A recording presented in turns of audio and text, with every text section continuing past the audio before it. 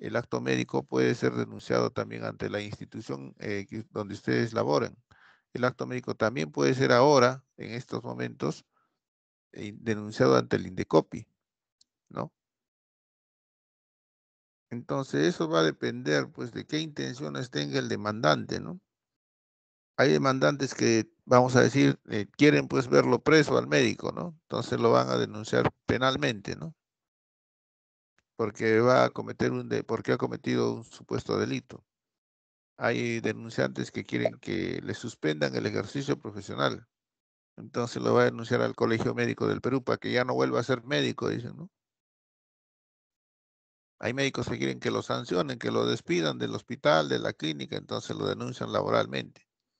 Hay personas que quieren que el supuesto daño ocasionado a su cuerpo, a su integridad, a su salud o a la de su familiar sea reparado económicamente, entonces lo pueden denunciar ante el Poder Judicial en lo que es el ámbito civil, o lo pueden denunciar ante el INDECOPI con la finalidad pues que el profesional pueda resarcir económicamente o pagar una multa, ¿no? Por ese mal ejercicio profesional.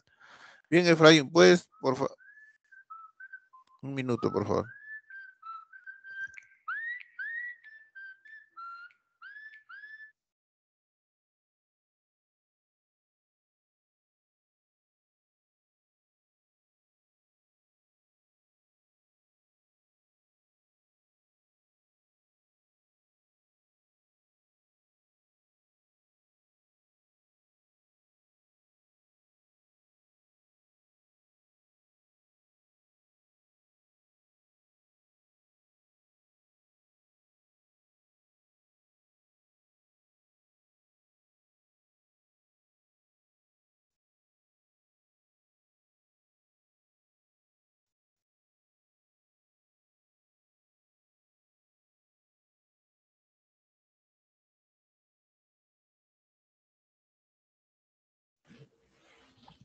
Entonces, como les venía diciendo, es importante eso que ustedes lo puedan ver, ¿no? A ver, Efraín, ¿puedes darle una leída a los principios que has encontrado?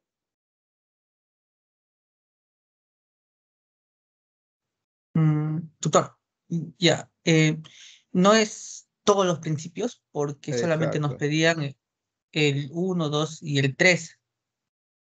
ya. Bueno, en cuanto a la declaración de principios en el rol de la ética y la deontología médica, entonces dice que la ética médica orienta la conducta de los médicos hacia el bien, a buscar lo correcto, lo ideal y la excelencia. La deontología médica establece qué deben y qué no deben hacer los médicos.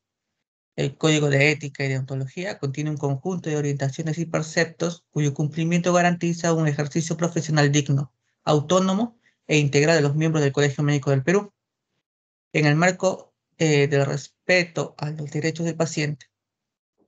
Rige para todos los colegiados y concierne al ámbito de su moral personal y social. En cuanto al rol de la medicina se orienta al respeto de la vida y al logro de la más alta calidad de la misma.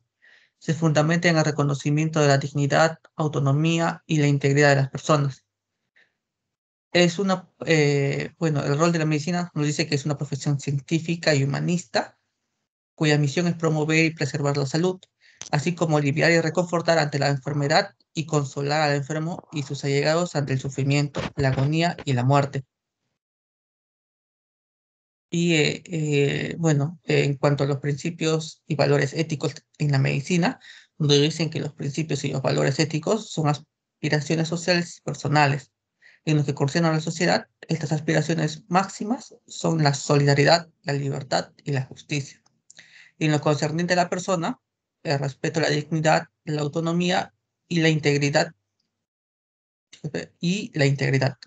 En el ejercicio profesional de la medicina, estas aspiraciones se realizan por medio de los preceptos de beneficencia, que consiste en la búsqueda del bien para el paciente, y de no maleficencia, que consiste en evitar que produzca cualquier forma de daño o lesión.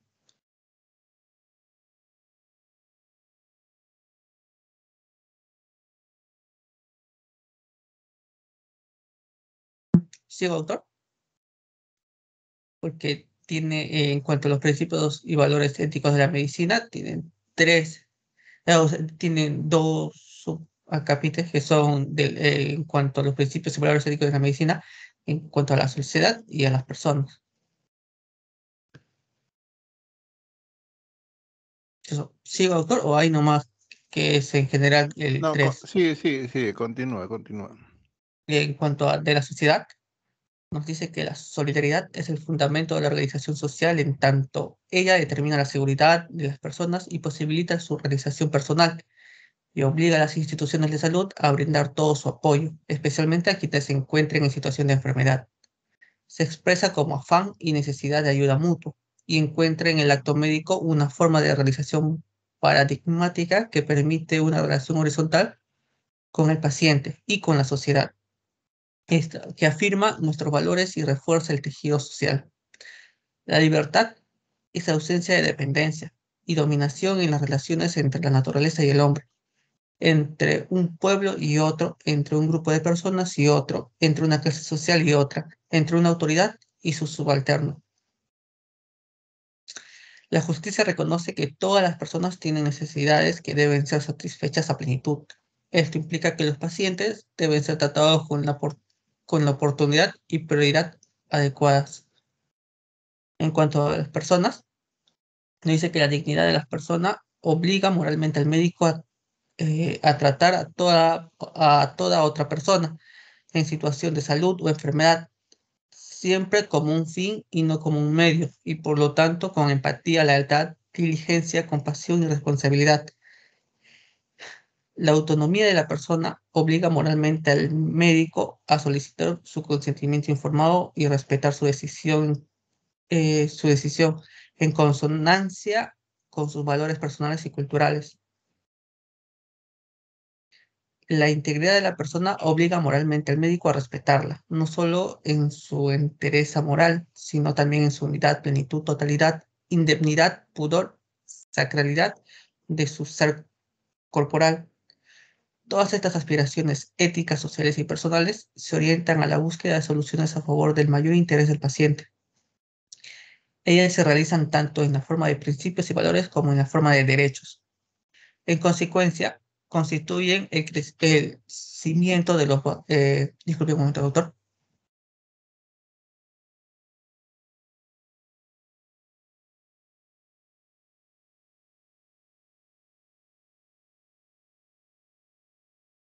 Ah, ok, disculpa, doctor.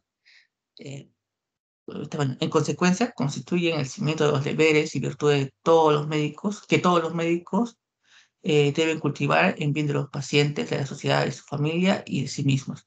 Este fundamento ético, este fundamento ético de la actuación profesional de los médicos los obliga a que, para el cumplimiento de sus fines, se capaciten permanentemente en los avances científicos, tecnológicos y de gestión de la medicina, así como en el desarrollo de sus capacidades afectivas y morales a lo largo de toda su carrera y práctica profesional. Eso es, doctor.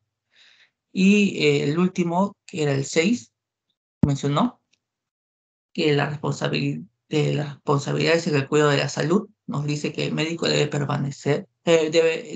permanentemente tomar decisiones en los campos de la vida, la salud y la enfermedad, decisiones que se aproximarán más a la certeza en la medida que cuente con los medios y recursos que exige la práctica de la medicina científica o lex artis. En su responsabilidad, realizar el acto médico en forma diligente.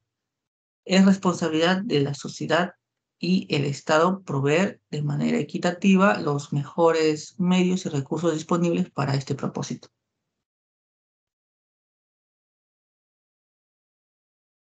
Le he hecho leer los principios que tiene el Colegio Médico del Perú, algunos de los principios, porque esa era una parte de lo que tenían que ustedes tratar en el seminario número 1, número 2, no recuerdo bien.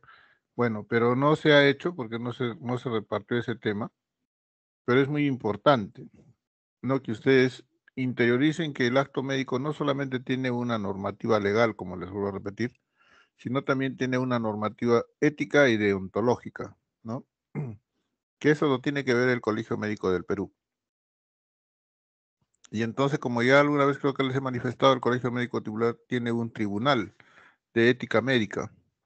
Entonces, cuando hay una denuncia por una supuesta responsabilidad profesional, una mala práctica, una transgresión a este código de ética y ontología, ese caso pasa a este tribunal de ética médica y es donde ellos van a evaluar los actuados del personal denunciado con respecto a la denuncia que se ha dado, ¿no es cierto? Entonces, la mayor la mayor parte de veces o casi todas, el documento que por excelencia se va a evaluar es la historia clínica. Y entonces se vuelve a remarcar la importancia que tiene que todos puedan desarrollar o puedan realizar una adecuada historia clínica con la finalidad de que tengan un respaldo de la actuación de su actuar profesional. Les vuelvo a repetir que en el caso de la historia clínica, el administrador de justicia, el operador, llámese fiscal, llámese juez, lo que no encuentre registrado en la historia clínica, lo va a dar como no realizado, por más que ustedes juren y perjuren que sí lo hicieron, si no está registrado simplemente va a quedar como que no se realizó. De ahí la importancia que tiene pues el registrar en la historia clínica todo acto médico que se ha realizado con el paciente, ¿no? En algunos casos también la historia clínica en ese registro que hace el profesional también está solito, como dicen, poniéndose la soga al cuello, ¿no? ¿Por qué? Porque está describiendo un acto que no está respetando los principios éticos y deontológicos del Colegio Médico Perú, no está respetando los derechos de los pacientes, no está respetando los principios del acto médico, y entonces, como se dice, está poniéndose la soga al cuello. Por eso que ustedes tienen que saber qué se puede y qué no se puede hacer con respecto a la atención de una persona, principalmente cuando está enfermado, pues o ha resquebrajado su salud. Entonces, los principios de la ética médica, como ya vieron ahí, son la beneficencia, la no maleficencia o el primum non serem, o sea, siempre buscar el bien y tratar pues de no hacer daño o de no agravar el daño que ya tiene el paciente, ¿no? Pero también ahora se han agregado el principio de la autonomía, es decir, que el paciente ya puede decidir, puede tomar una decisión sobre las, las medidas, sobre las conductas que va a tomar con respecto a su salud, ¿no? Y por eso que ahora se ha instaurado el llamado consentimiento informado. Como ustedes han visto también en los principios de ética, también reconoce la autonomía del paciente, ¿no? Al llamado consentimiento informado. Y finalmente, también ahora se ha agregado el principio de la justicia, ¿no? Ese principio de la justicia que trata de dar, pues, a todas las personas las mismas oportunidades, el mismo tratamiento, ¿no? En cuanto a su dignidad, en cuanto a a su autonomía y en cuanto también se refiere a sus creencias y a su integridad corporal, ¿no? Entonces, es muy importante eso de las creencias y principalmente lo que tenemos acá en el Perú, diferentes vamos a decir, raíces, ¿no? Creencias, hay diferentes culturas. El Perú es un estado plurinacional, es decir, que existen diferentes centros o diferentes poblaciones que tienen diferentes costumbres, que tienen diferentes idiomas, ¿no? Entonces, todo eso tiene que respetarse en la atención del paciente. Vamos a ir avanzando. Avanza, por favor, Efraín. Ahí después les he puesto el código de ética, ¿no? Entonces, para que ustedes también tengan algunos parámetros con respecto a lo que dice, ¿no? Mire lo que dice con respecto a las labores médico-legales, periciales o auditoría dice, tales labores son verdaderos actos médicos, ¿no? De tal manera que cuando uno realiza una auditoría, cuando realiza un peritaje, un reconocimiento médico-legal, entonces ahí se está haciendo un acto médico. Y esto se ha logrado, ¿por qué? Porque ahora unos 20, 30, 40 años, había médicos que se rehusaban a aceptar que un acto pericial, un acto de auditoría sea un acto médico, ¿no? Porque entendían solo de que el acto médico tenía que ver con el tratamiento de pacientes. Ahora ya saben ustedes que el acto médico puede ser preventivo, puede ser promocional, puede ser curativo, puede ser rehabilitador, puede ser pericial, puede ser de auditoría, incluso puede ser de investigación y por qué no también de docencia, ¿no? También podría ser un acto médico porque se considera al acto médico que es docente por sí mismo, ¿no? Es decir, nosotros cuando vemos el acto médico de nuestros profesores, lo que estamos percibiendo es cómo podemos nosotros luego tratar a ese paciente. Por supuesto, tratar a ese paciente con el conocimiento que no lo vamos a poder, no lo vamos a poder, vamos a decir, imitar si es que no lo tenemos nosotros mismos, ¿no? Cada uno tiene pues que tener el conocimiento y la forma como lo aplicamos, eso lo vemos en la actuación de nuestros profesores, de los médicos asistenciales de diferentes puestos de salud, centros de salud, clínicas, hospitales, donde tenemos la suerte de rotar y tener contacto con el enfermo. También tienen que recordar que es un derecho del enfermo el negarse pues a que nosotros como alumnos podamos, vamos a decir, ver o explorar su enfermedad, ¿no?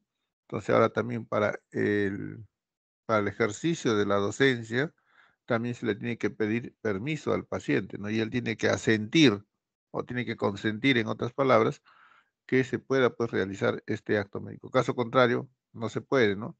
Aunque todavía en algunos hospitales públicos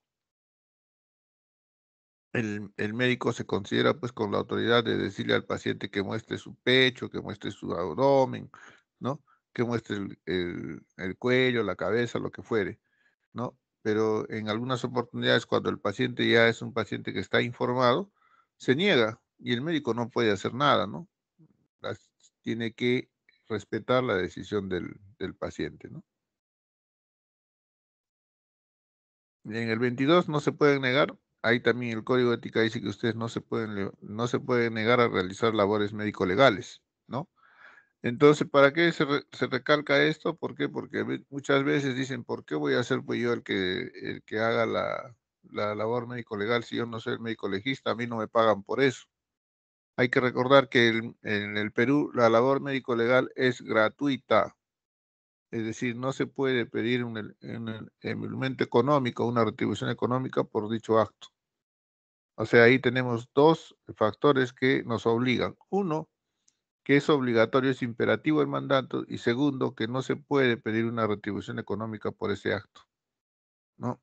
Entonces, tenemos, vamos a decir, dos formas. Una es que no se necesita que el paciente pues tenga un dinero para que pueda hacerse el reconocimiento médico legal. Y segundo, que es obligatorio. Después habla de la cirugía estética, que es muy importante. ¿Por qué? Porque hay varios casitos de cirugías estéticas que se complican y peor aún que llegan a la muerte, ¿no? Entonces, dentro de de las tasas de mortalidad por cirugía estética, el Perú tiene una elevada tasa de mortalidad por cirugía estética, ¿no? ¿Por qué? Porque muchas veces el cirujano no evalúa las consecuencias de los riesgos a que va a someter al paciente y quiere, pues, vamos a decir, en un solo acto médico cubrir 4 o 5 regiones corporales, ¿no? Y a veces ese trauma hace de que el paciente se complique y pueda fallecer. Después también están las retenciones forzadas. Recuerden que en la época del Fujimorato se hicieron las anticoncepciones quirúrgicas voluntarias. Sin embargo, varias comunidades campesinas y altoandinas y selváticas denunciaron pues que fueron forzadas, fueron obligadas, fueron engañadas. ¿Para qué? Para hacerse esta anticoncepción quirúrgica voluntaria. Y precisamente ¿por qué? Porque no hubo el consentimiento informado.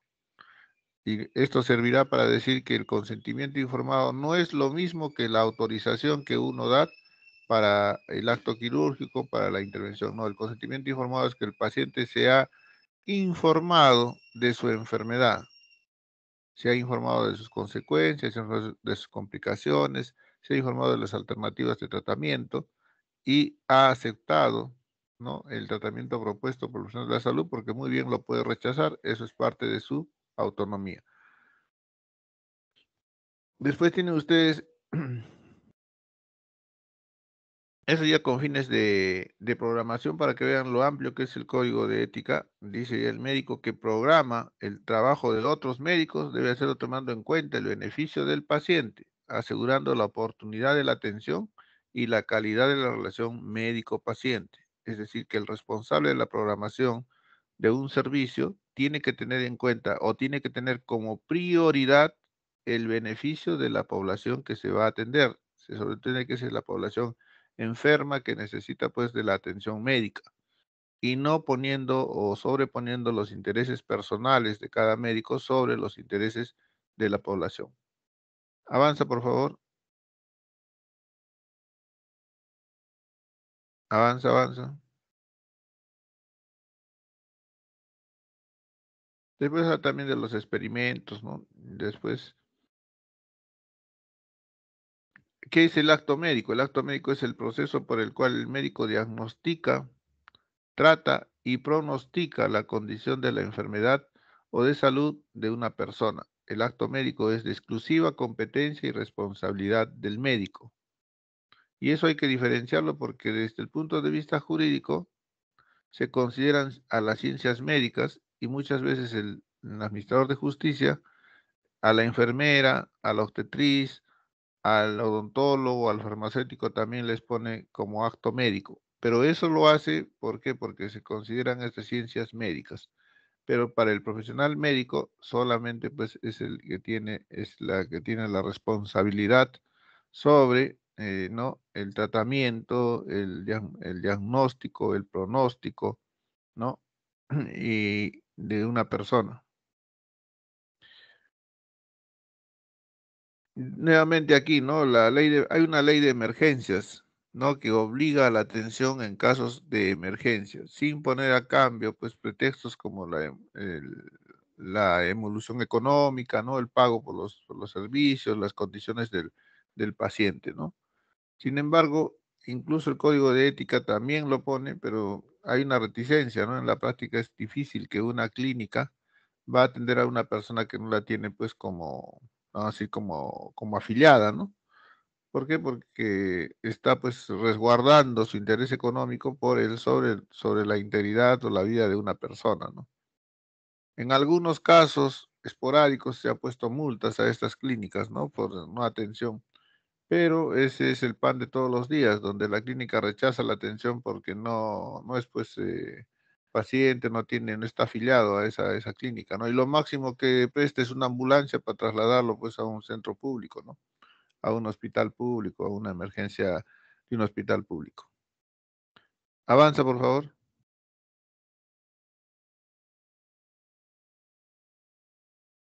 Ahí no un ratito. Dice, en el caso de una emergencia quirúrgica, en la ausencia del cirujano capacitado, ¿no? El médico está pues en la obligación de prestar la atención al paciente más apropiada, ¿no? Entonces, por ejemplo, puede haber una cesárea cuando ustedes estén haciendo el serum y entonces de repente el hecho de referir a ese paciente para que sea operado en un hospital más cercano, de repente el más cercano está a 7, 8 horas, 9, 11, 12 horas, ¿no? Dependiendo de las comunidades donde ustedes van a ir, a veces están a un día, ¿no? Porque no hay vías de comunicación. Y entonces en ese día, pues no solamente va a fallecer el fetito, sino también corre riesgo la madre. Y en esos casos ustedes tienen que actuar, ¿no? Tienen que actuar, ¿por qué? Porque ustedes van a actuar en pos de salvar la vida, ¿no? Y entonces ahí se va a correr un riesgo con la finalidad de proteger un bien mayor, ¿no? Entonces van a tener que someter ese riesgo tanto ustedes como al paciente, con la finalidad pues que no fallezca el fetito, o peor aún, que no fallezca la madre, ¿no? Entonces no podemos quedarnos inmóviles esperando que venga la referencia o la contrarreferencia o llegue la ambulancia para que se llegue a la paciente, porque sabemos que el laxo que hay entre eso y el riesgo de que el fetito pueda fallecer o la madre pueda complicarse es corto. Y entonces ahí tienen que actuar, ¿no? ¿Por qué? Porque van a tratar de evitar un mal mayor. Ya saben que las instituciones quirúrgicas tienen pues un consentimiento informado, ¿no? Que tiene que ser por escrito.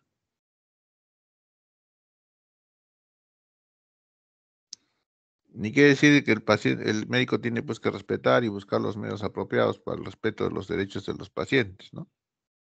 Y su restablecimiento, ¿no? Cuando estos hayan sido vulnerados, pues, ¿no? Avanza, por favor. Eso también lo que están ahí, esos derechos ya los han expuesto, están también en la Ley General de Salud, los derechos de los usuarios de salud, ¿no? Cuando vean la ley de los usuarios, de los derechos de los usuarios de salud, está más especificados los derechos, o mejor dicho, con mayor detalle en el reglamento de esa ley. Ahí van a encontrar todos los derechos desarrollados con la finalidad de que ustedes tengan ya un panorama más claro de todos los derechos que tienen los usuarios de salud, principalmente pues los pacientes, ¿no? Entonces dice, el médico debe proporcionar al paciente una atención cuidadosa, exhaustiva, completa, tomando el tiempo necesario de acuerdo a la naturaleza del problema clínico. No debe actuar de modo apresurado e irresponsable, en detrimento de la calidad de atención. Y es lo que sucede todos los días, ¿no? Principalmente, lastimosamente, en el hospital público, ¿no? Y ustedes no me dejarán mentir, generalmente la consulta debe empezar a las 8 de la mañana, pero no empieza a 8 de la mañana, empieza a 9:30, 10, 10:30, 11, ¿no? Y baja el colega y entonces tiene pues esperando 18, 20 pacientes y ya le queda muy poco tiempo porque ese consultorio va a ser ocupado luego por otro colega, ¿no? Y entonces, ¿qué hace? Trata de atender pues esos 18, 20 pacientes en una hora, en hora y media, ¿no? Y entonces disminuye el tiempo de atención del paciente. Muchas veces, si alguien ha acompañado a su familiar a una consulta de salud, muchas veces el paciente ni siquiera ya habla, ¿no? El médico ve la historia clínica y le dice, ya tienes hipertensión, continúa el tratamiento, listo. Ni siquiera le tomó la presión, ni siquiera le puso, ni siquiera la auscultó, ni siquiera le examinó, ¿no? Eso ya no es acto médico. Eso puede ser otra cosa, pero no un acto médico, ¿no? Entonces muchas veces en eso caemos. Y pueden ser denunciados, sí, y si el colegio médico, como se dice, se pone los pantalones, tuviera pues que sancionar a esos profesionales que no cumplen con el acto médico, ¿no? Porque ese acto médico pues no tiene nada de cuidadoso, nada de exhaustivo, ¿no? Entonces no hace una atención completa, pues, ¿no?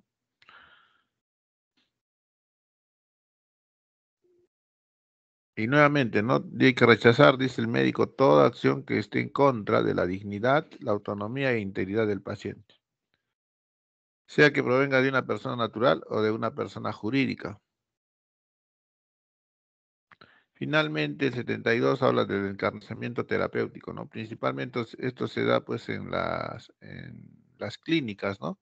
Donde con la finalidad de que el paciente siga pagando, sabiendo que el pronóstico ya pues, es muy reservado, le hacen pues el encarnizamiento terapéutico, ¿no? Entonces, la llenan de sondas, de tubos, ¿no?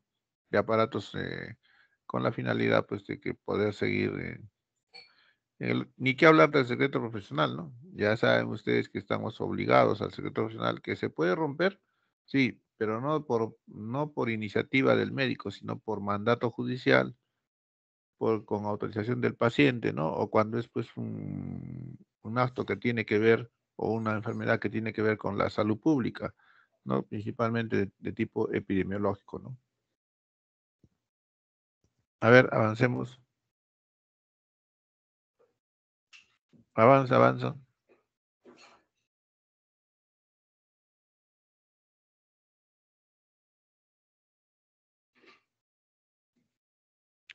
Ve, dice el 91. El médico tratante que tiene conocimiento de la condición patológica de un paciente que pueda resultar en daño a terceras personas, o sea, a la sociedad, queda eximido de la reserva correspondiente en todo cuanto se refiere estrictamente a dicha condición, a fin de evitar que el daño se produzca en las demás personas, ¿no es cierto? Entonces, ahí en ese caso, por eso se hacen las enfermedades de declaración obligatoria, ¿no? donde se va a declarar, porque se ha presentado un caso, por decir, de difteria que estuvo últimamente en boga, ¿no? Entonces, declaración obligatoria. Y entonces hay que poner la edad del paciente, ¿no? El sexo, la procedencia, todo. Entonces ahí se está rompiendo el secreto profesional, sí, pero en beneficio de la sociedad. Y siempre y cuando tratando de mantener pues el anonimato del paciente con respecto a al reporte que se haga, aunque a veces es difícil porque tenemos que reportarlo con nombre y apellido para que lo puedan identificar, para que le puedan hacer el seguimiento, ¿no? Entonces hay que tener también en cuenta ese tipo de situaciones. Y ahí tienen ustedes lo que de 92 que estábamos hablando de la historia clínica, ¿no? La historia clínica es el documento médico con valor legal en el que se registre el acto médico. Debe ser veraz y completa. El médico debe ser cuidadoso en su elaboración y uso y no incluir apreciaciones o juicios de valor o informaciones ajenas a su propósito. El propósito es registrar el acto médico, ¿no? Avanza.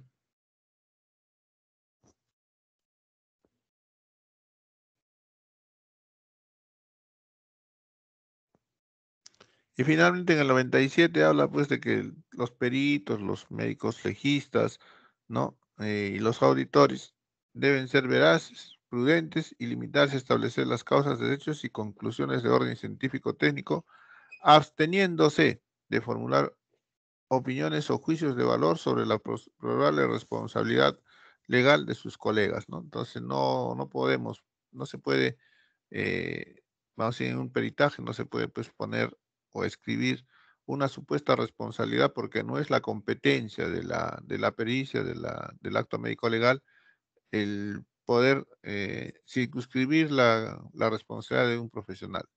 Lo que va a hacer es valorar el acto médico y es el operador de justicia el que ya, de acuerdo a los actuados, podrá o no encontrar pues la responsabilidad y dará la sanción o la pena correspondiente según lo que se haya evaluado en ese momento, ¿no? Avanza.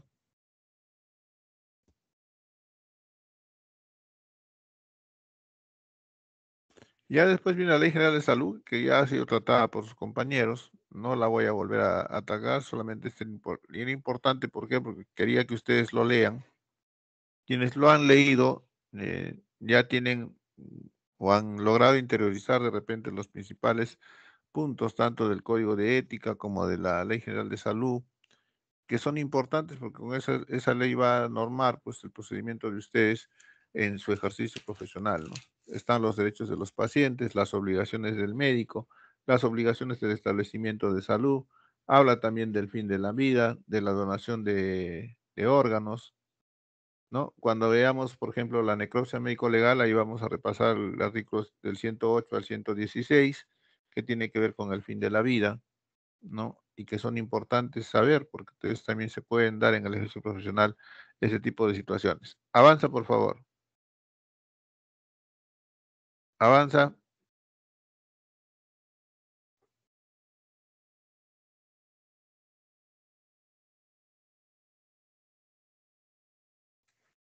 Creo que no me escucha. Ah, al doctor, ¿me Avanza, escucha avanza escuchar? la presentación, avanza tu trabajo. Sí, doctor, disculpe. Se me fue el Eh, internet, estoy con el de mi celular. ¿En ya. dónde se quedó, doctor?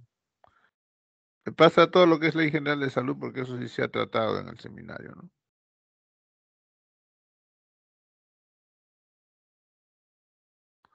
El Código Penal también lo hemos visto, ¿no?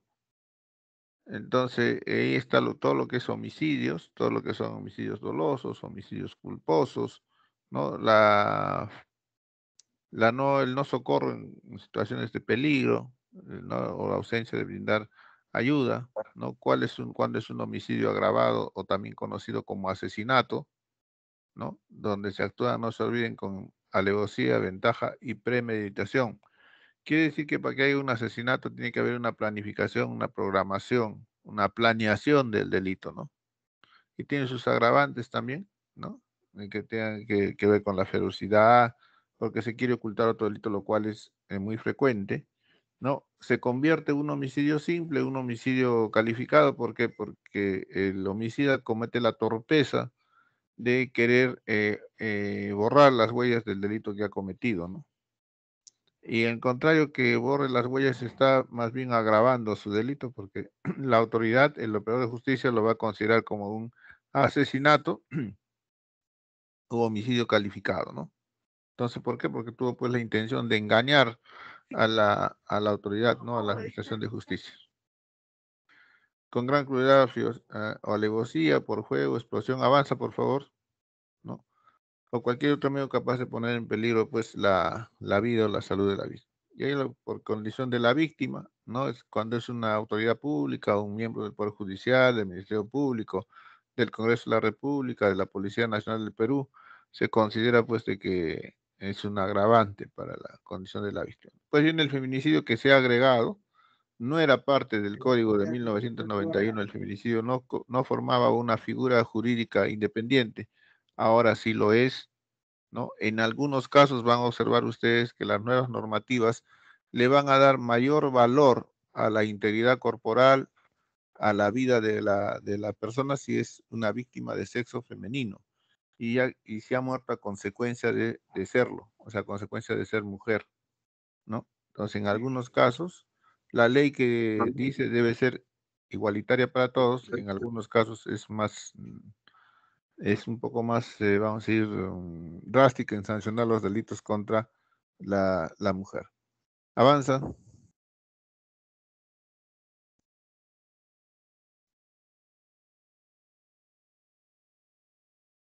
También tienen ahí la conspiración y el ofrecimiento para el delito del sicariato, ¿no? También las consecuencias de ese tipo del de delito, ¿no? El que mata a otro por orden, encargo o acuerdo, propuesto de obtener para él un beneficio económico, cualquier otro índole será reprimido con pena privativa de libertad no menor de 25 y con inhabilitación, ¿no? Para ejercicio profesional, numeral 6, el artículo 36. Cuando vean el artículo 36 del Código Penal, ahí van a estar las diferentes, vamos a decir, mm, inhabilitaciones que puede tener la persona, no solo al cumplir la pena, sino también en el ejercicio de su profesión, arte u oficio, ¿no?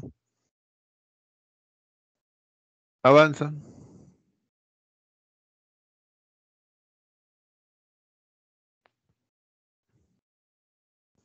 Y el homicidio culposo, que es el que nos interesa desde el punto de vista del ejercicio profesional en la atención de pacientes, como ustedes pueden ver, no mayor de 2, lo que hace que sea pues una pena privativa de la libertad de carácter suspendido.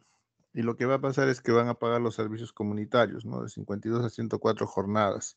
Es lo más probable el equivalente a esos 2 años. Pero sin embargo, este del homicidio culposo puede tener algunos agravantes, ¿no? Que van a hacer de que ya la pena no sea de 2 a 4, que sea que no sea de 2, sino de 4, y en algunos casos puede llegar hasta 8 años, ¿no? No más allá porque la normativa jurídica no permite, ¿no? Y aquel homicidio culposo, por poner ejemplo, son los accidentes de tránsito, ¿no?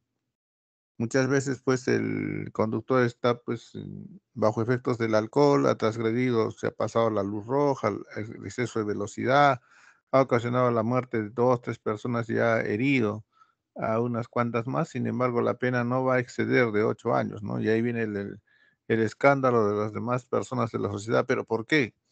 Porque simplemente el hecho de contar con un brevet, con una licencia, con un permiso que le ha otorgado el Estado a esa persona para conducir, hace de que su lesión, su infracción no sea un delito doloso, sino un delito culposo, ¿no? Que tiene agravantes como el estado de ebriedad, como que haya varias víctimas del suceso y que puede llegar a un máximo de 8 años. ¿Ya? Eh, ¿Qué más había ahí en el trabajo? En el trabajo la semana pasada. Ah, me parece que había un cuestionario, ¿verdad? Sí, doctor. A ver,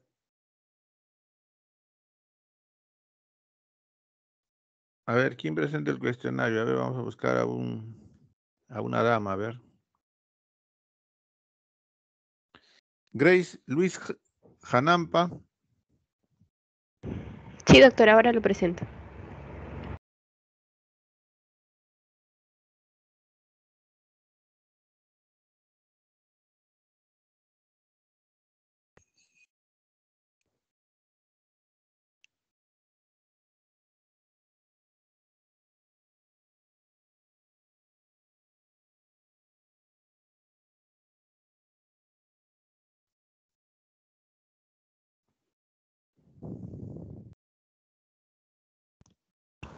¿Se puede ver, doctor? Sí, pero tienes que ampliar, tu pantalla está muy chiquita. Ahí. Ahí me parece que ya se puede ver. Ya. Lee la pregunta, por favor. Ya, están con mis respuestas también. O presento solo la No, está pregunta. bien, está bien. Solamente lee la pregunta. Ya, no es considerado un principio del acto médico. A, beneficencia. B, responsabilidad. C, justicia. D, autonomía. Ya. Entonces la respuesta correcta es la que su compañera ha marcado. Ya. Si es que alguien ha marcado otra alternativa y considera que es correcta, puede manifestarlo, por favor, para ver cuáles han sido los criterios que ha tomado para, para su respuesta. ¿Alguien discrepa con su compañera? Al parecer no. ¿Puedes leer la siguiente, por favor? Señale el enunciado incorrecto respecto a los ejemplos de acto médico. A. Es considerado acto médico cuando el médico realiza auditorías de historia clínica. B. Es considerado acto médico cuando el médico legista realiza una necropsia. C. Es considerado acto médico cuando el psicólogo clínico realiza la labor terapéutica, sea individual o grupal. Y D. Es considerado acto médico cuando el médico labora como funcionario público en el sector de la salud pública. Ya. La respuesta correcta, como ha marcado su compañero, es la C. Si alguien ha marcado otra alternativa y considera que esa es la correcta, por favor manifiéstelo para poder escuchar las razones, ¿no?, de su respuesta.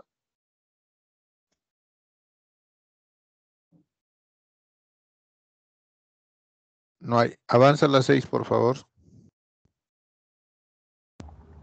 Es aquel bien que el derecho ampara y protege, por ejemplo, la vida y la salud. A, un bien constitucional. B, un bien jurídico. C, un bien judicial. Y D, un bien médico. Ya.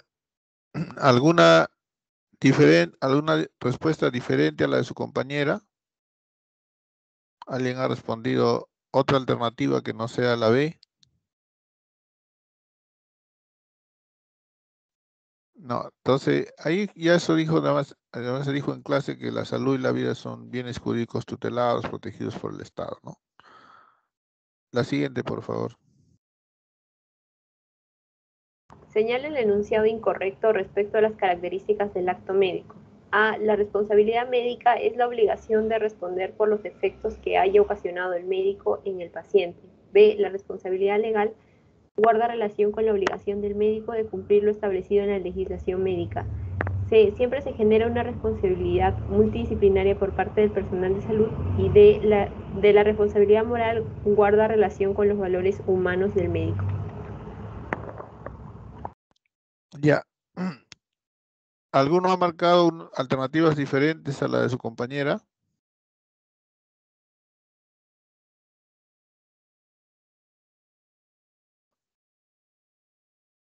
Todos han respondido la C. Entonces, además de esto, también creo que se comentó la responsabilidad, el momento de establecer las responsabilidades son individuales, ¿no? El acto médico puede ser multidisciplinario, pueden actuar más de una persona en la atención del paciente, más de un médico en este caso, pero la responsabilidad es individual, o sea, se va a juzgar o se va a cuestionar el acto médico por cada uno de los profesionales de la salud, ¿no? Llámese, vamos a poner a ver, cardiólogo, neumólogo, gastroenterólogo, ¿no? Cada uno de ellos tendrá una responsabilidad en el momento de la atención del enfermo, de tal manera que porque se haya cometido una supuesta responsabilidad profesional, no se puede sancionar a todos por igual, ni tampoco se le puede eximir de culpa a todos, si es que existe un acto médico que no ha cumplido con el marco ético, con el marco normativo legal, y por tanto va a constituir una responsabilidad profesional. El siguiente, por favor. El médico tiene una responsabilidad primero ante su propia conciencia, lo que guarda relación con su responsabilidad A, legal. B, ética. C, individual. D, deontológica. Ya.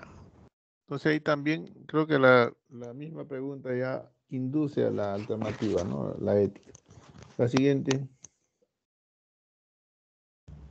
Es considerada la base de todo acto médico. A, la motivación personal y conocimientos científicos que posee el médico. B, equipo e insumos que brinda la institución de salud. C, normas legales que regulan el acto médico. Y D, la relación médico-paciente. Ya. ¿Alguien ha marcado alguna otra alternativa con respecto a la pregunta número 9? Ya, avanzamos a la 10, por favor. El término médico proviene etimológicamente de A, rehabilitar, B, promover, C, cuidar y D, sanar. A ver, ¿alguien ha respondido algo diferente en la pregunta número 10? ¿Considera que otra es la respuesta, la alternativa correcta? Doctor, yo Ahí está. marqué cuidar. Cuidar. ¿Alguien más marcó cuidar? Yo también marqué cuidar, doctor. Cuidar. Sí, también Porque es cuidar, doctor. recuerden que la palabra médico significa el que lleva remedio, el que lleva alivio, el que brinda cuidados, ¿no? Entonces el término médico etimológicamente pues tiene que ver con lo que son los cuidados.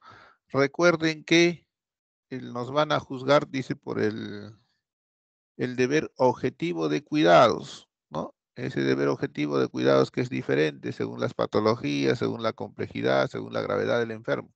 Y para cada uno de los enfermos es diferente el deber objetivo de cuidados.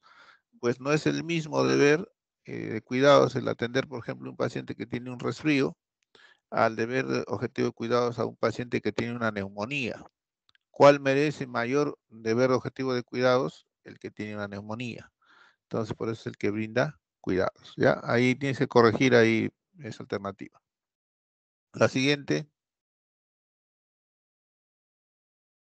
Si el incumplimiento de las obligaciones ocasiona un perjuicio o daño en la salud o en la vida del paciente como bienes jurídicos tutelados, se establece la base derecho administrativo, derecho laboral, derecho civil o derecho penal.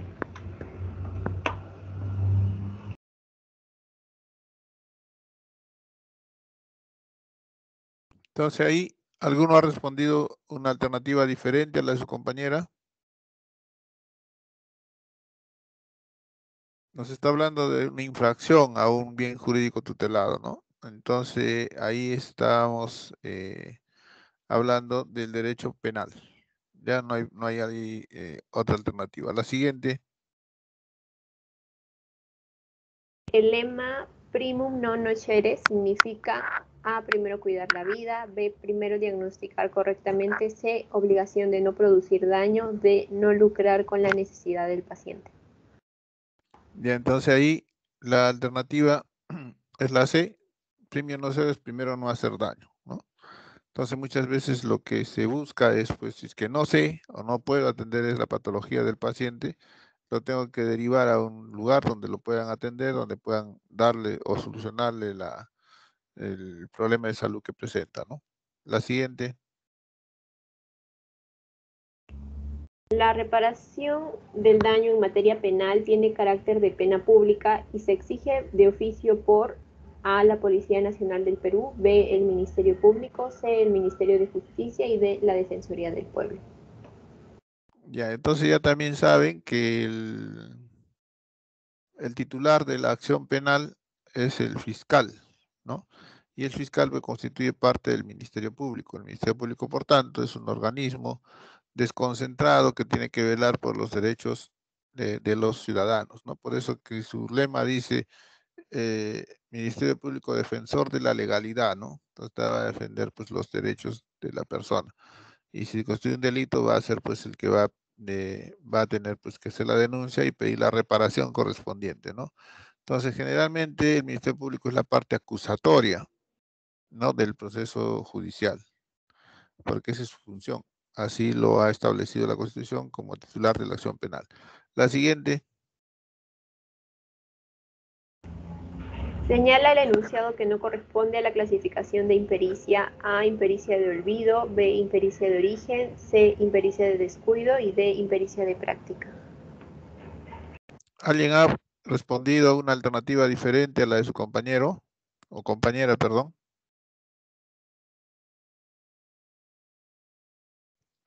Y entonces cuando hemos visto las formas de responsabilidad profesional, Les he dejado ahí un artículo para que ustedes lo puedan leer. Y ahí tienen ustedes la impericia de origen, es decir, nunca lo aprendió, nunca lo conoció, ¿no? La impericia de olvido, es decir, que lo aprendió, pero se olvidó, cosa que pasa muchas veces. La impericia de práctica, que sabe la teoría, pero no sabe la práctica. Pero no existe impericia de descuido, porque el descuido más bien ya es parte de otra forma de culpa profesional. La siguiente, por favor. Complete. La protección jurídica de la salud y el respeto a son las coordenadas básicas que regulan las cuestiones comprendidas dentro de la responsabilidad médica. A, la integridad sexual, B, el interés social, C, la integridad emocional y D, la dignidad humana.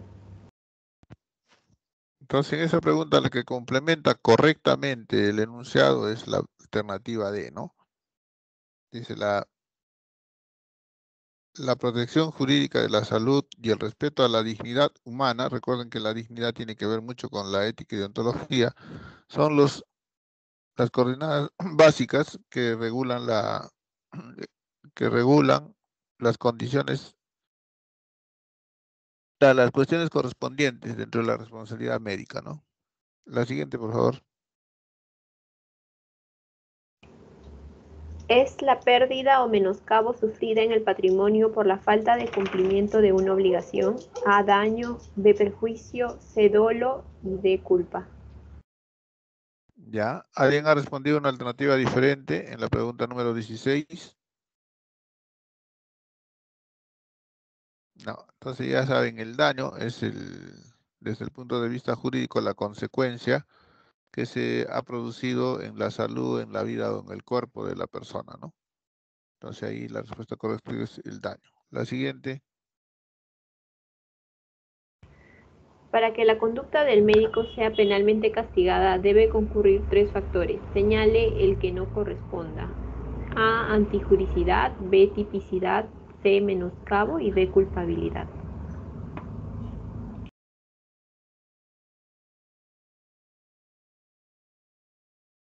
A ver, por ahí vamos a ver, ¿alguien ha marcado otra alternativa? ¿Alguien tiene otra respuesta?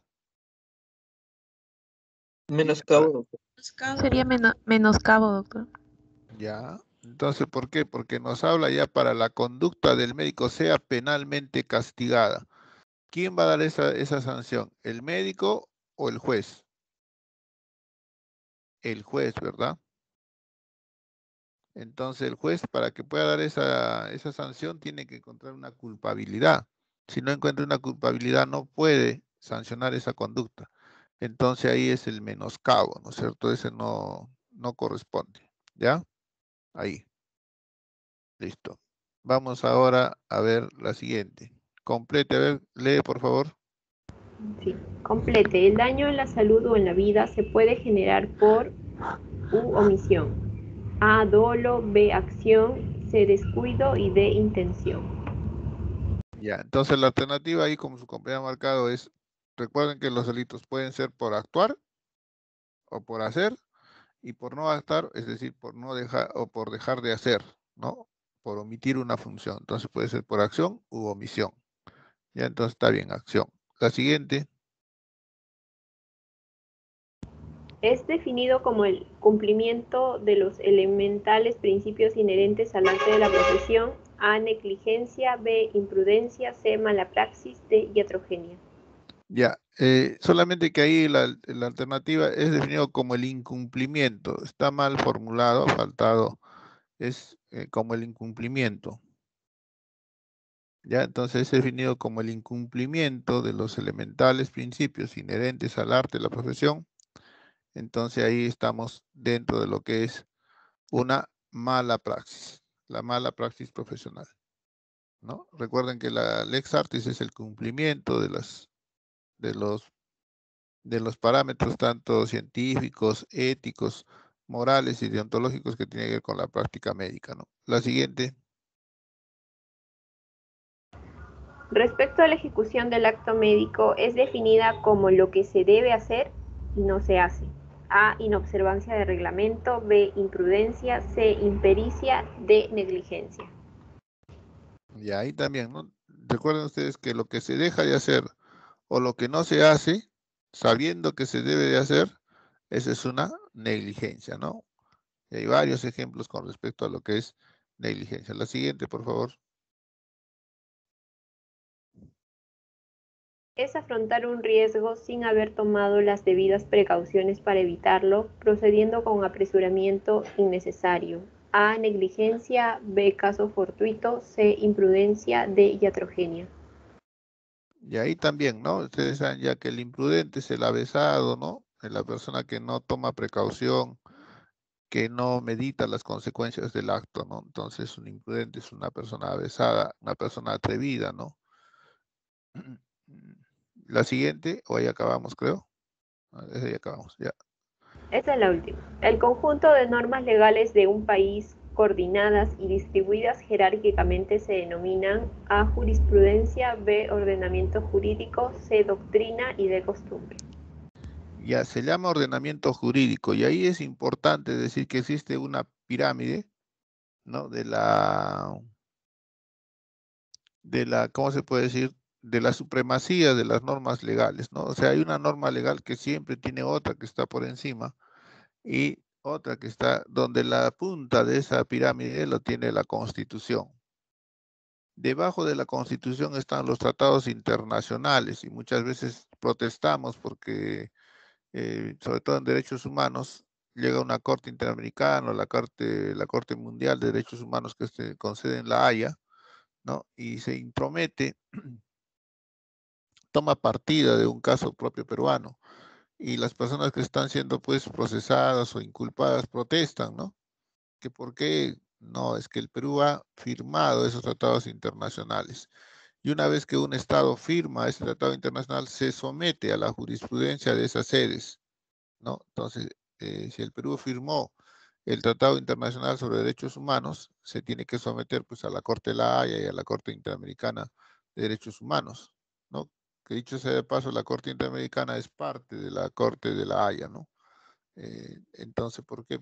Entonces van a venir y van a poder dar, y su sanción o su veredicto que ellos den tiene más peso que una ley, ¿no? Porque recuerden que en la época del Fujimorato, antes de terminar su mandato, Fujimori dio una ley de amnistía para todos los militares que intervinieron en las zonas de emergencia, donde había pues llamado terrorismo, ¿no? Entonces, si es que estas cortes interamericanas o la Corte de la Haya encontraran responsabilidad en esas personas, van a tener que ser sancionadas o van a tener que hacer la reparación económica correspondiente. ¿Por qué? Porque el tratado internacional está por encima de la ley. Y por encima del tratado de los tratados internacionales solamente está la Constitución. Entonces viene la Constitución, los tratados internacionales, después vienen las leyes orgánicas, después vienen las leyes, vamos a decir que le llaman comunes, después viene el decreto legislativo, después viene el decreto supremo, en ese orden, ¿no? Después del decreto supremo vendrá la resolución ministerial, después ya vendrá pues las resoluciones que puedan dar diferentes direcciones dentro de un ámbito de la administración del Estado, ¿no? Pero en ese ámbito se van dando de esa manera. Entonces arriba, en la punta de la Constitución, debajo los tratados internacionales, después ya vienen las leyes que va dando el Congreso de la República, sean orgánicas o sean leyes comunes. Después vienen los decretos legislativos, que es que el Parlamento, el Congreso, le deriva al Poder Ejecutivo la facultad de legislar, legisla el Poder Ejecutivo, perdón, y lo que ha legislado va a ir al Congreso para que lo apruebe. Una vez que lo apruebe el Congreso, se convierte en decreto legislativo. Después viene el decreto supremo, que ya es propio del Poder Ejecutivo, ¿no? Que ya vamos a ver decreto supremo en salud, en justicia, en transportes, ¿no? En educación, etcétera, en las diferentes carteras ministeriales. Después viene la resolución ministerial, que solamente, vamos a decir, su ámbito de incumbencia es el ministerio donde se ha dado la resolución. Resolución ministerial de salud, ese es solo para el Ministerio de Salud. Resolución ministerial de trabajo es solo para el Ministerio de Trabajo. Resolución ministerial de Justicia es solo para el Ministerio de Justicia. Y entonces así se van ordenando las diferentes leyes. Bien, ahora vamos a pasar a la práctica correspondiente al día de hoy. Doctor, disculpe. Sí. En la pregunta 19, doctor, cuando menciona que es definido como el incumplimiento de los elementales principios inherentes al arte de la profesión, Ya. ¿hay qué negligencia? Porque, por ejemplo, en un artículo mencionaba que negligencia es el incumplimiento de los principios elementales inherentes a la profesión. Esto es que sabiendo lo que se debe hacer o no lo hace o al inverso. Entonces la pregunta es, mencionó que usted decía mala praxis, pero eso había encontrado en un artículo. No sé, ahí es donde me confundí. No, no te has confundido. Es que la negligencia está condicionada a que lo que se debe de hacer no se haga. ¿Ya? Entonces, en la enunciado de la pregunta solo nos habla en forma genérica, no nos habla en forma específica. Si nos hablara en forma específica de lo que se tiene que hacer no se hace, ahí sí sería una negligencia. ¿Ya? Entonces, porque la negligencia es una parte de la mala praxis profesional. Desde el punto de vista jurídico, eso se conoce como responsabilidad profesional. Entonces, hay formas de culpa médica. Una de las formas médicas es la negligencia, la imprudencia, la impericia y la inobservancia de normas y reglamentos. Son 4. Entonces, para que yo pueda decir que es negligencia, ¿tiene que ser una mala praxis? Sí, pero esa mala praxis tiene que estar dada porque lo que se tenía que hacer no se hizo. Lo que se tenía que realizar no se realizó. No, ¿quién no lo realizó? El profesional encargado de esa materia. Por eso que tanto la negligencia, la imprudencia, la impericia y la inobservancia son partes de la mala praxis profesional. ¿De acuerdo? Tu respuesta está bien, pero es que lo que falta es ahí que la negligencia es parte. Entonces acá nos está hablando del conjunto. De todo en general, eso se llama mala praxis. Ya si nos dice que es por falta de que no hizo lo que tenía que hacer o omitió brindar el cuidado que debió brindar, eso es una negligencia. Si de repente fue un avesado, un atrevido y quiso hacer más de lo que debía hacer, eso es una imprudencia. Si fue una persona que desconocía, ¿no?, de la patología, del tratamiento, esa es una impericia. Si es que es una persona que transgrede un reglamento, por ejemplo, el reglamento dice que está prohibido abandonar el servicio de guardia, y a César Tejada pues le llega, ¿no?, esa disposición y se va a almorzar a su casa, pues, ¿no?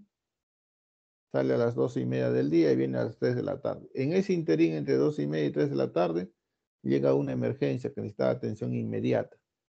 Como no estuvo, solamente estaba el técnico de enfermería en la emergencia, el paciente se deteriora y cuando llega el paciente pues ya está en riesgo de muerte, ¿no? Y para su mala suerte fallece. Entonces, ¿qué va a pasar en esas 2 horas o 2 horas y media que no estuvo en la emergencia? ¿Qué le va a preguntar la autoridad? ¿O qué va a preguntar al perito? Porque de hecho que no le va a preguntar a la persona que esté inmiscuida en el proceso, sino al perito. En este caso al médico legista, ¿no? ¿Qué le va a preguntar? Si en ese periodo en que no estuvo, de 2 horas, 2 horas y media o 3 horas, se pudo salvar la vida del paciente. ¿Y qué va a responder el médico legista? Que sí. Y que con esa respuesta que él diga que sí, ¿qué le va a pasar a la persona que abandonó la emergencia? Le van a encontrar responsable de la inobservancia de normas y reglamentos, ¿no? Que decía que no debía abandonar la emergencia, pero la abandonó. ¿Ya? Entonces, ¿es mala praxis? Sí, es mala praxis, pero está ya específicamente en lo que es inobservancia de normas y reglamentos. ¿De acuerdo? Sí, doctor, sí, acabo de entender. Gracias. Listo. Entonces, vamos ahora a pasar a la práctica de hoy día. Ya no hay más preguntas, intervenciones, inquietudes. Entonces vamos a compartir la práctica de hoy día. Les tengo 2 archivos para la práctica de hoy día porque una parte de la práctica de hoy día está también una parte de la práctica de la próxima semana. Recuerden que en la semana 4 vamos a hablar de lo que son lesiones por arma blanca, desfiguración de rostro, lesiones por proyectil de arma de fuego y explosivos, ¿no? Esa es la lesionología 2. Entonces, en esa lesionología 2 les trae una parte ya de lo que es principalmente arma blanca y desfiguración de rostro. Y la próxima semana les voy a traer la práctica correspondiente a lo que es proyectil de arma de fuego. Vamos a proyectar primero ¿qué se llama? Las prácticas para que ustedes las puedan ver. Me dan un minuto, las voy a ubicar primero para poderlas compartir.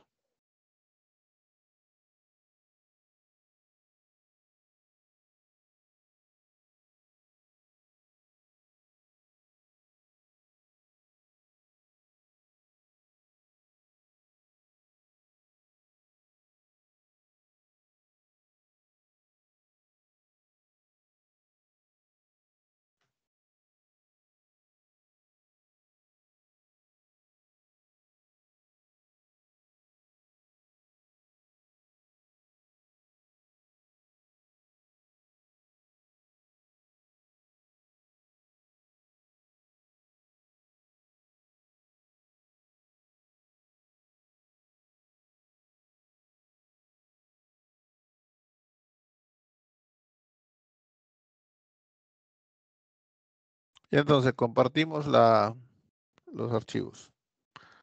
Esos archivos que les voy a mostrar ahora los voy a colgar en el chat de la reunión para que todos puedan pues tener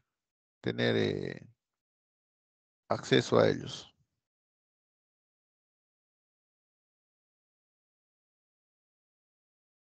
Sin embargo, los voy a compartir ahora.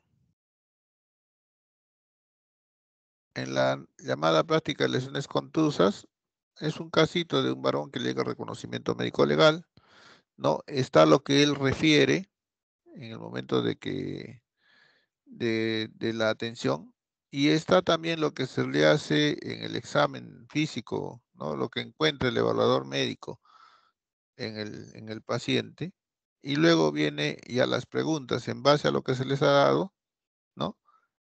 ¿Cómo consideran ustedes, por ejemplo, que está hecha la descripción de las lesiones? ¿Se ha respetado todos los parámetros que se pueden dar o se tienen que describir en una lesión traumática?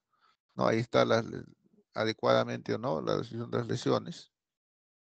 ¿Por qué es importante una adecuada descripción de las equimosis, por ejemplo? ¿No? ¿Por qué es importante realizar una adecuada descripción de las heridas? Es necesario que siempre sean iguales los días de descanso médico y los días de incapacidad médico-legal, ¿no? Que dé el médico asistencial o el médico legista. ¿Será correcto considerar como agente causante de la herida el elemento contuso? ¿Por qué? Entonces, ustedes, de acuerdo al contenido y de acuerdo a lo que ustedes van a revisar, ¿no? Principalmente lo que ya se les ha manifestado en la guía de la valoración de lesiones corporales del sistema de medicina legal, para que ustedes puedan también tener un parámetro de referencia y dar las respuestas a este tipo de lesiones. En el otro aspecto, ¿no? También es un casito, ¿no? Y ahí les brinda determinadas características de lesiones que ustedes van a reconocer y que luego van a ustedes a dar el nombre de cada una de las lesiones en la primera pregunta, que es importante que reconozcan pues una escoriación, una equimosis, un hematoma, una herida contusa, ¿no?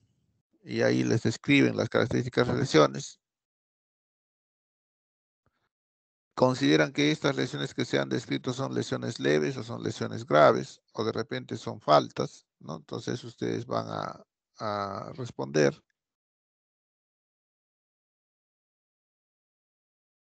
Acá indique los criterios médico-legales o jurídicos de las lesiones que ponen en peligro la vida, que ya se los mencioné la clase pasada, pero que ustedes también lo pueden encontrar en el internet y lo van a ir describiendo. Después nos vamos a ir adelantando un poquito a lo que son la próxima semana, que son las características de la herida contusa, que ya las deben conocer, ¿no? Porque ya hicimos el seminario, ya se dieron las características de la herida contusa. La herida cortante, que lo van a averiguar, igual que la herida contuso cortante, que es otra variedad. ¿Por qué les he puesto esto de contuso cortante?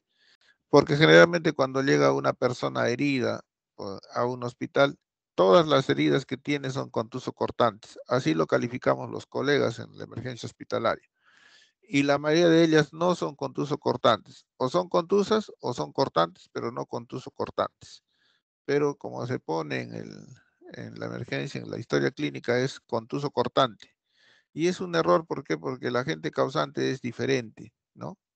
Entonces va a ver que al momento de que el juzgador va a administrar justicia, el abogado defensor dice, el objeto que lo ocasionó es objeto con punta y filo, es un objeto contuso cortante, según el médico asistencial. Y entonces el abogado asistencial, el abogado de la parte del acusado dice que su defendido no ha sido, porque su defendido portaba un cuchillo, ¿no? Y el médico, en el momento de la atención de emergencia, describe una herida contuso cortante.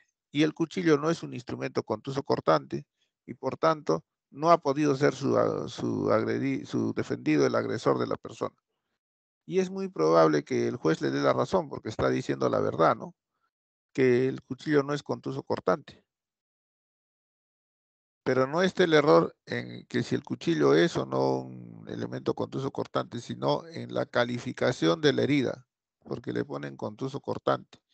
Y entonces es muy probable que el juez pues le dé libertad al presunto responsable. ¿Por qué? Porque la pericia dice pues que es contuso cortante y él tenía un cuchillo, ¿no? Entonces ahí es la importancia que ustedes puedan, ¿no? Reconocer adecuadamente qué tipo de lesión es. Después viene la diferencia entre escoriación, equimos y hematoma, ¿no? Que eso es parte de la práctica de lesiones contusas.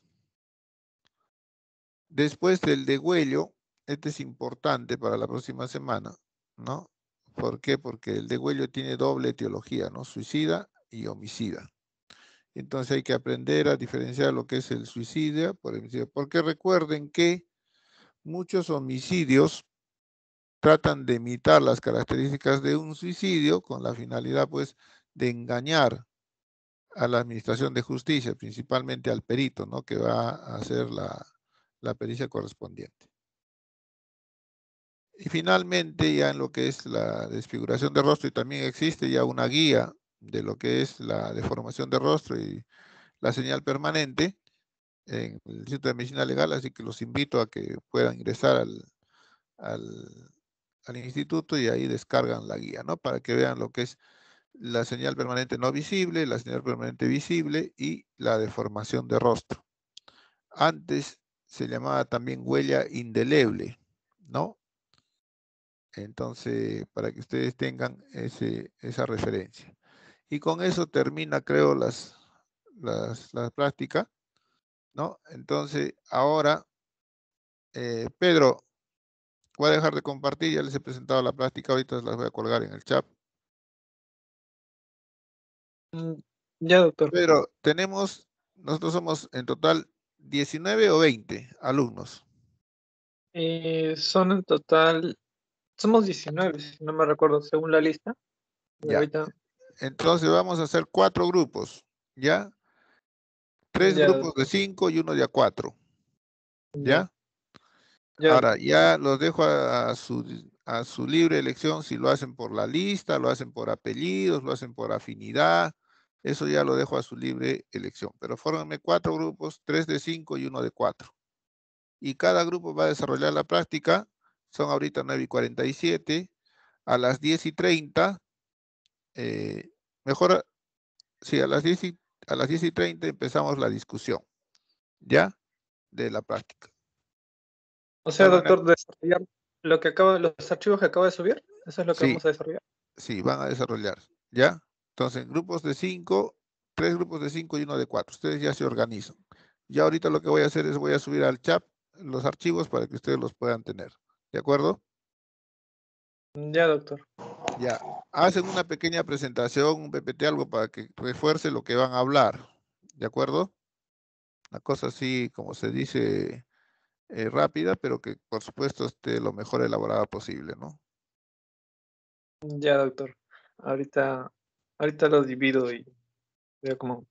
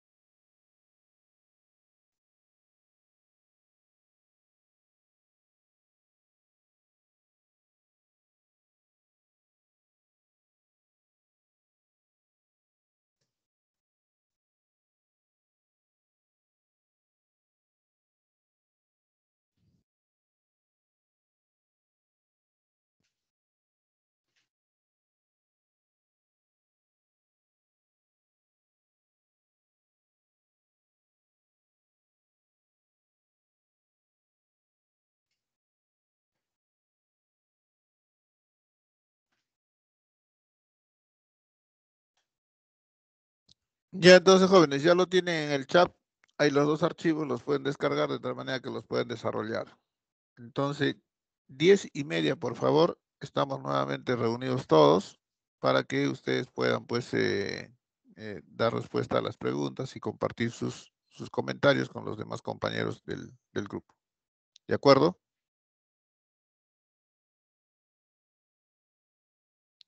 Entonces, 10:30, por favor. ¿Ya? Nos vamos a reunir. Vayan desarrollando. El trabajo es grupal, todos participan, de tal manera que la nota que saque el expositor que yo escoja va a ser la que va a tener todo el grupo, ¿no? Así que todos participen, por favor, para que todos puedan desarrollar el tema. Gracias.